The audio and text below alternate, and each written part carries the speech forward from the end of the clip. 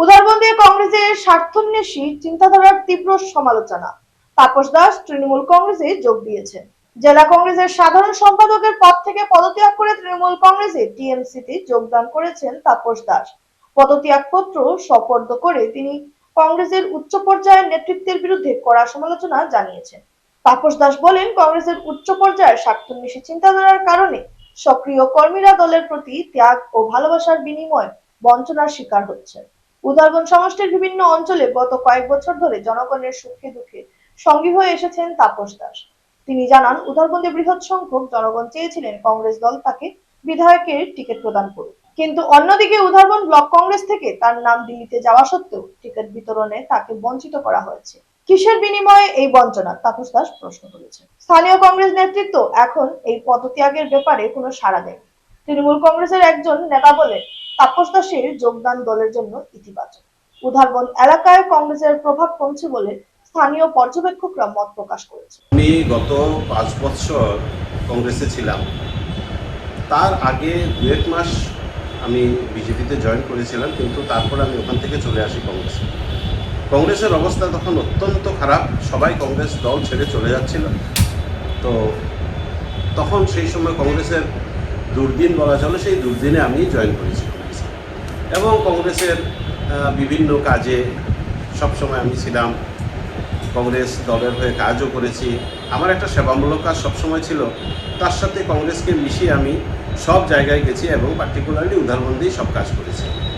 এরপরে কংগ্রেস অফিসেরও বিভিন্ন কাজে আমি সবসময় উদ্যোগী হয়েছি এবং যারা এই কংগ্রেসের প্রেসিডেন্ট, যেই কংগ্রেসের প্রেসিডেন্ট ছিলেন বা ওনারা ছিলেন, ওনাদের সাথেও আমি কাজ ইত্যাদি করেছি। তাতে কোনো বাধা ছিল না। কিন্তু যখন আমি টিকিট চাই কংগ্রেস থেকে, তারপর 2টো ব্লক থেকে আমার নাম পাঠানো হয়েছিল। আমি যতটুকু জানি ডিস্ট্রিক্ট থেকেও আমার নাম গেছে। এটা খুব সম্ভবত 1 নম্বর নামই যেতে পারে। সার্ভেগুলো হয়েছে, সার্ভেতেও আমার খারাপ থাকার কথা নয়, কারণ আমি প্রচণ্ড কাজ করেছি, আমার থেকে বেশি কেউ কাজ করেনি। এরপর আমাকে যে কাজ দেওয়া হয়েছে, যখন ধলাই ইলেকশন হয়েছিল তখন ধলাইতে লোহারবন্দ এরিয়াতে আমাকে বলা হয়েছিল কাজ করার জন্য। আমি কাজ করেছি এবং তার রেজাল্টও এসছে। এরপরে আমি নরসিংপুরের একটা ইনচার্জ ছিলাম, শিলচরে 28 নম্বরের একটা ইনচার্জ ছিলাম, তারপরে আমি রাজাবাজারেরও একটা ইনচার্জ ছিলাম। সব জায়গাতেই আমি গিয়ে কংগ্রেসের হয়ে কাজ করেছি। আমার কাজের যে পরিশেষে আমার কাজের কোনো রকম দাম দেওয়া হয়নি এবং এর থেকে যা আশা করা যায় সেটাও হয়নি।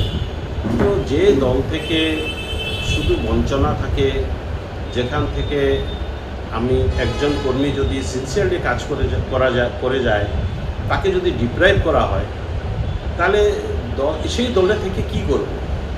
তো দল ছাড়ার পরে আমি বসেছিলাম বাড়িতে। তারপরে তৃণমূল কংগ্রেসের থেকে আমাকে আহ্বান জানানো হয় যে আপনি আমাদের এখানে আসুন, আমাদের সাথে জয়েন করুন, কাজ করুন।